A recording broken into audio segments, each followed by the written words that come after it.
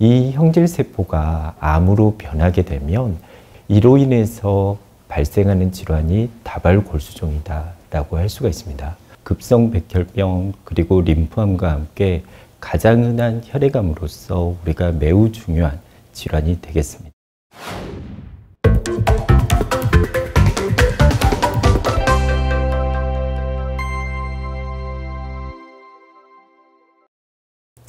지피지기면 백전백승, 지암지기면 암 완전 정복. 안녕하세요. 화순 전남대병원의 건강정보 지암지기 아나운서 연빛나입니다.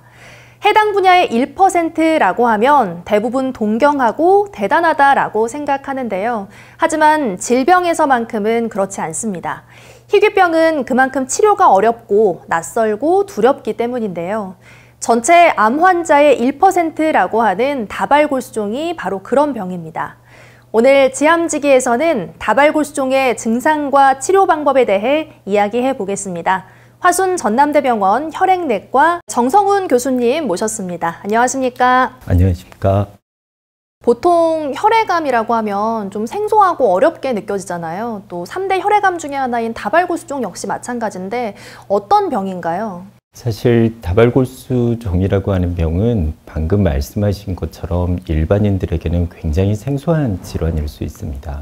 다발골수종은 일반적으로 다른 혈액암처럼 우리가 골수에서 발생하는 대표적인 혈액암이라고 할 수가 있습니다. 골수라고 하는 곳은 우리 몸에서 여러 가지 혈액세포를 만들어내는 곳인데요. 이 안에는 항체라고 하는 우리 몸의 면역 기능의 일부를 담당하고 있는 형질세포가 있습니다. 이 형질세포가 암으로 변하게 되면 여러 가지 이상 단백질을 분비를 하게 되고 이로 인해서 발생하는 질환이 다발골수종이다 라고 할 수가 있습니다. 다발골수종은 2019년 기준으로 약 2,000명의 국내 환자가 새로이 진단되었다라고 하는데요. 일반적으로 우리가 잘 알고 계시는 갑상선암이나 유방암이 한 해에 수만 건이 발생하는 것과 비교하면 매우 적다라고 할 수가 있습니다. 그러나 급성백혈병 그리고 림프암과 함께 가장 흔한 혈액암으로서 우리가 매우 중요한 질환이 되겠습니다. 그런데 보니까 이제 최근 20-30년간 다발골수종이 급격하게 늘어났다고 하더라고요. 그렇게 늘어난 이유가 뭔가요?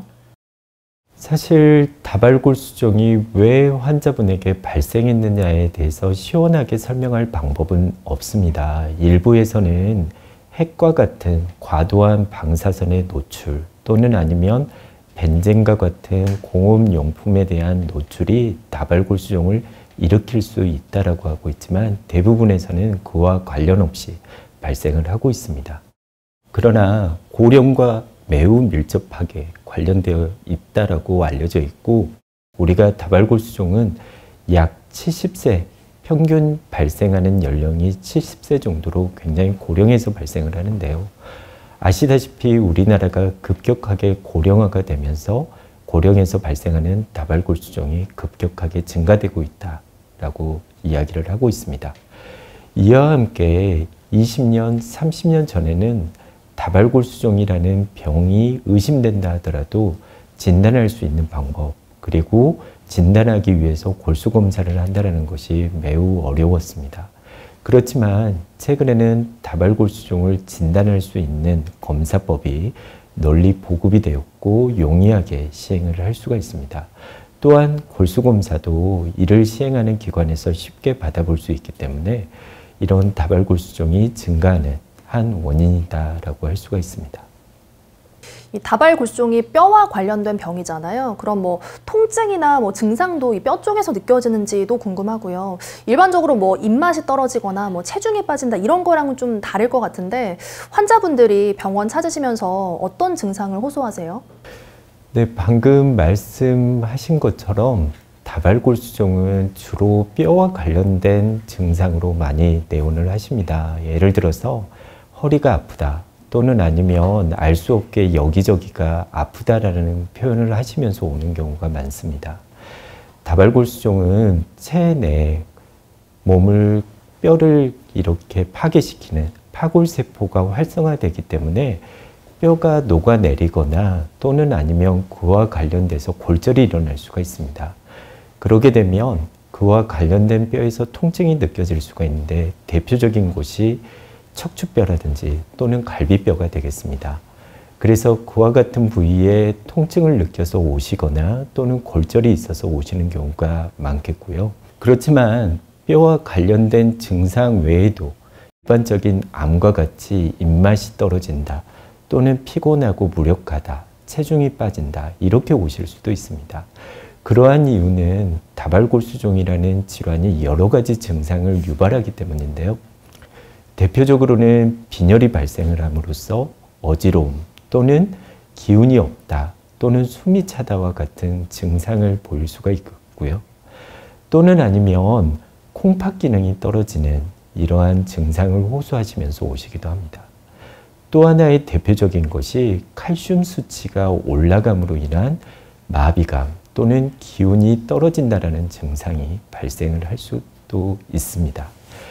그리고 가장 처음에 말씀드렸던 것처럼 다발골수종이라는 질환이 면역 기능의 일부를 담당하고 있는 형질세포에서 발생을 하기 때문에 전반적으로 면역 기능이 떨어짐으로 인한 잦은 감염으로 인해서 발견이 되기도 합니다. 예를 들어서 폐렴이 잘 낫지 않는다거나 치료를 했음에도 불구하고 또 생긴다거나 이러한 경우에 혈액 검사를 하고 의심돼서 찾아오시기도 합니다. 앞서 말씀하신 것처럼 이제 갑상선암 같은 것처럼 익숙하지는 않잖아요. 그래서 아직까지는 다발골수종이 좀 많은 분들께 낯선 병인데 그러면 혈액암 중에 하나인데 이 혈액 검사를 통해서도 그러면은 결과를 알 수가 있는 건가요? 사실 혈액 검사가 다발골수종을 의심하게 되는 가장 중요한 검사인 것은 사실입니다. 보통 환자분들이 뼈가 아프다, 그래서 엑스레이를 찍거나 MRI를 찍고 거기에서 이상을 통해서 오시기도 하지만 결국 그런 환자분들이 다발골수종인지 의심이 되는지를 확인하기 위해서는 반드시 혈액 검사를 받아야 됩니다. 혈액 검사를 통해서 비정상적인 빈혈 또는 아니면 특별한 이유 없는 콩팥 기능의 감소 또는 아니면 칼슘 수치의 증가 또는 아니면 총 단백질의 증가가 있을 때 우리가 다발골수종을 의심을 하게 되고 이와 같이 의심되는 환자들에서는 진단을 위해서 꼭 골수검사를 받아야 됩니다. 그런데 이제 뭐 TV 드라마 혹은 영화에서 골수검사 장면들 보면 굉장히 좀 괴로워하잖아요. 그래서 골수검사가 필요한 이유가 뭔지도 궁금하고 또 많이 힘들지 않을까 이런 걱정도 되거든요. 먼저 말씀드리고 싶은 것은 TV 드라마에서 나오는 것은 실제적으로 골수검사를 보여주는 건 아닙니다. 그리고 과도하게 배우의 반응이 있고 과도하게 아프게 표현을 하는데요. 일반적으로 골수검사는 어떤 분은 머리에서 하는 게 아니냐 또는 척추에서 하는 게 아니냐라고 하지만 우리가 피를 가장 많이 우리가 만들어내는 골수는 성인에서 골반뼈에 추장골릉이라고 하는 부위에서 우리가 골수검사를 시행을 합니다. 그렇기 때문에 실제로는 입원이 필요하지 않고 간단하게 외래에서 국소 마취를 하고 나서 30분 이내면 충분히 시행을 할 수가 있습니다. 이와 같이 골수검사를 다발골수종에서 꼭 해야 되는 이유는 다발골수종의 진단이라는 것이 골수 안에 악성으로 변한 형질세포가 10% 이상 있을 때 우리가 진단을 할 수가 있기 때문에 반드시 확인을 위해서는 골수검사가 필요합니다. 그리고 또 하나 골수검사가 필요한 이유는 골수검사를 통해서 우리가 세포 유전학적 검사를 시행을 할 수 있습니다. 이와 같은 검사 결과는 환자분들이 궁금해하시는 나중 치료 결과를 예측하는데 매우 중요한 검사 결과로서 우리가 쓸 수가 있기 때문에 반드시 골수검사가 필요하다라고 할 수 있습니다. 그러면 이제 골수검사를 통해서 다발골수종으로 진단을 받으면 바로 치료를 하는 건지 혹은 뭐 치료를 하지 않는 경우도 있는 건지 이것도 궁금하네요. 사실 다발골수종이라고 했을 때 모두 다 치료로 가는 것은 아닙니다. 우리가 치료가 필요한 다발골수종이다라고 하는 것은 일반적으로 증상이 있는 다발골수종을 의미를 합니다. 우리가 골수 검사를 해서 다발골수종으로 진단이 되었다 하더라도 앞서 말씀드린 뼈에 이상이 없거나 또는 빈혈이 없거나 그 외에 기타 증상이 없다라고 하면 일반적으로 무증상 다발골수종이다라고 진단을 내립니다.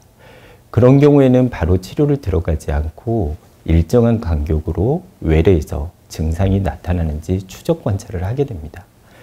그렇게 추적 관찰 도중에 이제 증상이 나타나게 되면 그때 치료를 해도 늦지 않다라고 일반적으로 알려져 있습니다.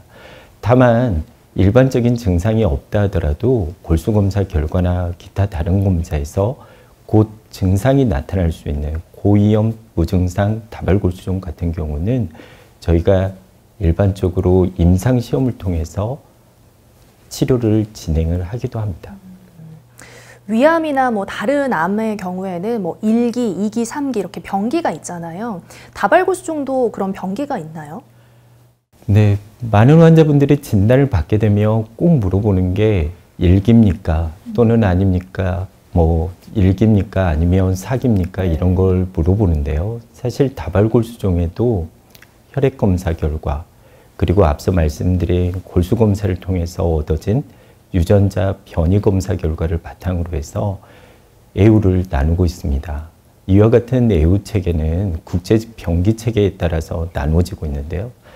1기에서 3기까지 나누어 볼 수 있고 최근에는 애우를 더 잘 예측하기 위해서 1기에서 4기까지로 분류하는 체계가 보고가 돼서 같이 임상에서 사용이 되고 있습니다. 그러나 한 가지 분명히 환자분이나 보호자분들이 아셔야 될 것은 이와 같은 애우를 나누는 체계가 환자분의 치료 결과와 꼭 맞아떨어지는 건 아닙니다. 2005년도에 첫 번째 병기 체계가 나오고 2015년도에 두 번째가 나오고 그리고 2022년도에 1기에서 4기까지 분류하는 새로운 애우 체계가 나오고 있는데 이와 같이 계속 변해가는 것은 그 애우를 예측하는 애우 체계가 확실하지는 않은 겁니다. 새로운 치료법 그리고 새로 얻어지는 검사 결과에 따라서 점차적으로 달라지고 있기 때문에 본인이 3기라고 분류가 되고 또는 4기라고 분류가 되었다 하더라도 너무 낙담하실 필요는 없다라고 생각을 합니다. 두려움은 인간을 가장 나약하게 만드는 근원적인 공포라고 합니다. 이 두려움에서 벗어나는 방법 중 하나는 문제를 직시하고 하나씩 알아가는 건데요. 화순 전남대병원의 지암지기가 다발골수종을 제대로 이해할 수 있는 길이 되길 바라면서 저희는 다발골수종에 대한 치료 과정 등을 알 수 있는 두 번째 이야기로 돌아오겠습니다. 지피지기면 백전백승, 지암지기면 암 완전 정복. 화순 전남대병원의 암 정복 지암지기 구독과 추천으로 건강 지키고 나누시기 바라겠습니다. 고맙습니다.